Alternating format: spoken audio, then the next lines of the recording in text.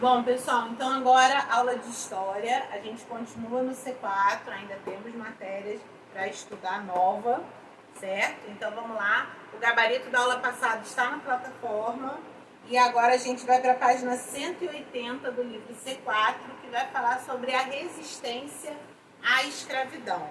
Né? A gente falou aí sobre a migração africana, a migração portuguesa primeiro e depois a migração africana. Vimos que a migração africana foi uma migração forçada, né? Os africanos vieram para o Brasil de uma maneira compulsória, eles vieram obrigados, escravizados, não porque queriam ou para melhorar de vida, e foram, apesar de terem sido muito maltratados, muito discriminados, eles foram grandes contribuidores para a nossa cultura, para a formação da nossa cultura. Né? Então vamos lá. Eles resistiram à escravidão, sim, claro. A pessoa resiste à escravidão, né? Ninguém aceita de bom grado ser escravo de alguém. Só que não é tão fácil assim. Então vamos lá. Os africanos e os afro-brasileiros nascidos no Brasil, mas escravizados como seus pais, não aceitaram de forma pacífica os maus tratos sofridos durante a escravidão. Eles reagiam de várias maneiras, promovendo ataques contra os feitores.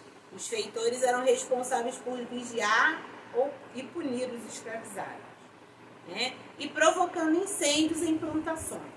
Também desenvolveram uma luta própria para se defender, a capoeira, e criaram os quilombos para se esconder e começar uma vida nova depois da fuga.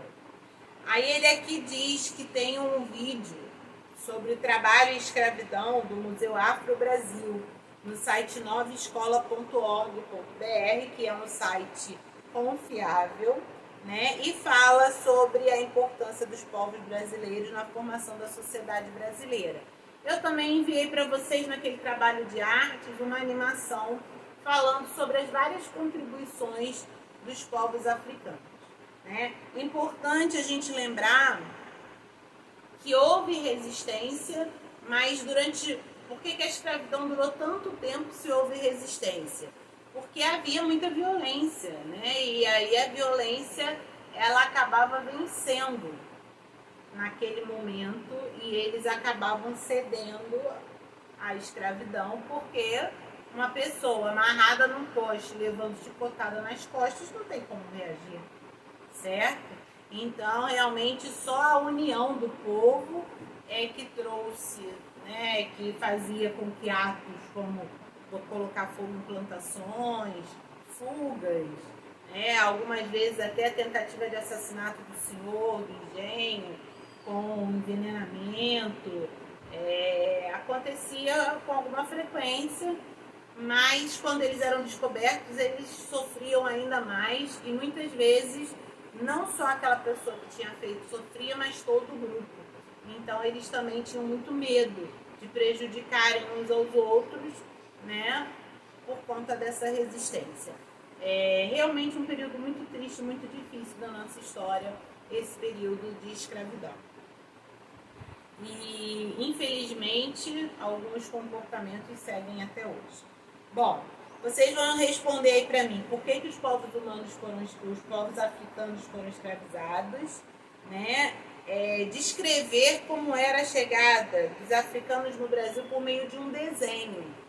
Então eu quero que vocês desenhem o navio negreiro chegando no cais, como era essa chegada, tá? Por que é importante preservarmos o sítio arqueológico do Cais do Valongo? Aquele que eu falei que tem lá no final do Cais do Porto, que foi descoberto durante as obras, né? Inclusive várias ossadas e tudo mais. Qual a importância de se preservar isso? Eu quero saber de vocês. Por que é importante? Por que a gente tem que preservar aquilo ali? Por que a gente não pode simplesmente esquecer que aquilo existiu? Quero saber. Me diga. Certo? E aí ele vai mostrar na trilha do tempo as mudanças da antiga Rua Direita, na cidade do Rio de Janeiro, que era o local em que os escravizados eram vendidos. Então, a gente tem aí uma foto de 1835, uma pintura, na verdade, né, uma reprodução de 1835 da Rua Direita, com vários escravos. Temos uma fotografia já da Rua Direita em 1865, certo? E depois uma fotografia da Rua 1º de Março, que é a antiga Rua Direita, já em 2020, uma foto bem atual, né? Que tem ali a igreja de São José, se não me engano, a igreja de São José. Bom, preencha na linha do tempo as datas com a imagem que você imagina. Eu acabei falando a resposta, apresentadas em cada imagem. Indique as permanências e as mudanças da rua ao longo do tempo. Eu quero que vocês observem o que ficou e o que mudou ao longo do tempo, tá? Bom, hoje eu vou até a página 186. Então, vamos lá. Franceses e holandeses na colônia portuguesa.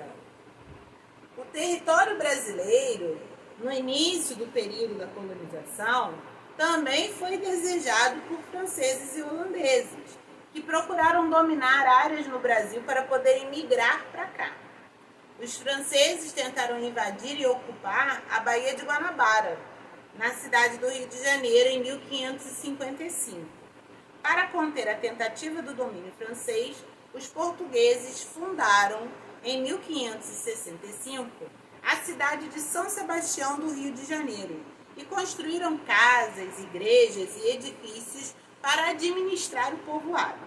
Os franceses, então, tentaram encontrar outras regiões do território brasileiro que pudessem colonizar. Viajaram para o norte do país e fundaram a cidade de São Luís do Maranhão em 1612, mas foram definitivamente expulsos 3 anos depois, em 1615. Então, olha que interessante, a cidade de São Luís do Maranhão foi fundada por franceses. Entre 1624 e 1630, os holandeses conquistaram uma parte do nordeste do Brasil e se estabeleceram nas cidades de Recife e Olinda, no estado de Pernambuco. O objetivo era explorar a cana-de-açúcar e ganhar dinheiro como já faziam os portugueses. Em 1654, porém, os holandeses também foram expulsos pelos portugueses do território brasileiro. Claro que essa fala, foram expulsos, nos leva a crer que houve uma batalha, certo? Uma guerra. Em seu rápido domínio no Nordeste, os holandeses elaboraram o traçado das ruas, instalaram um sistema de saneamento, construíram jardins, escolas e teatros e inauguraram o primeiro observatório astronômico do continente americano. Até os dias de hoje, é possível perceber a influência dos holandeses em Recife. E aí vocês têm a Ponte Maurício de Nassau em Recife, em homenagem a um explorador holandês. Certo? Bom, vamos lá. Influência da migração na sociedade brasileira. Alguém tem dúvida que teve influência essa migração? Nós somos o retrato da migração, né? Nós somos miscigenação. Nós somos a mistura de vários povos do mundo inteiro que estiveram ou ainda permanecem no nosso território. Então, vamos lá. Como vimos, a sociedade brasileira é resultado de muitas influências dos povos que vieram para o Brasil, em diferentes épocas da história. Assim, apesar do idioma oficial ser o português, ele é diferente do português falado em Portugal. Isso porque a nossa língua sofreu influência de línguas trazidas por outros grupos que migraram para cá e também pelos que já viviam aqui, certo? Veja alguns exemplos de palavras que usamos no Brasil e sua correspondência em Portugal. No Brasil falamos telemóvel, em Portugal, no Brasil falamos celular, em Portugal telemóvel. No Brasil falamos mamadeira, em Portugal biberão. No Brasil falamos ônibus, em Portugal autocarro. Observe algumas palavras de origem indígena e africana que fazem parte do português falado no Brasil. Abacaxi, açaí, capim, carioca, paraná, pipoca, tamanduá. Essas palavras não existem no português de Portugal, elas são de origem indígena. De origem africana, acarajé, angu, canjica, giló, moleque, quiabo, samba, tudo de origem africana. Algumas palavras que fazem parte do nosso vocabulário são originárias de outros povos. Por exemplo, origami, de origem japonesa, alarme, de origem italiana, boné, de origem francesa, e muitas outras que usamos no nosso dia a dia. Muitos povos, várias culturas. O tráfico de africanos escravizados foi proibido no Brasil em 1850. Sem poder repor essa mão de obra, trazendo mais africanos, o governo brasileiro começou a incentivar a vinda de pessoas de outros países para trabalhar e ocupar áreas ainda vazias no território. A entrada de imigrantes se intensificou após a assinatura da Lei Áurea, em 1888, que acabou com a escravidão no Brasil. Acabou! Legalmente, né? Bom, essa lei foi o resultado de pressões internacionais pelo fim dos regimes escravocratas no mundo, da campanha abolicionista brasileira e das lutas e resistências dos escravizados. Então, o Brasil começou a ser pressionado pelos compradores de produtos, pelos países que compravam produtos, que não comprariam mais produtos produzidos por escravos.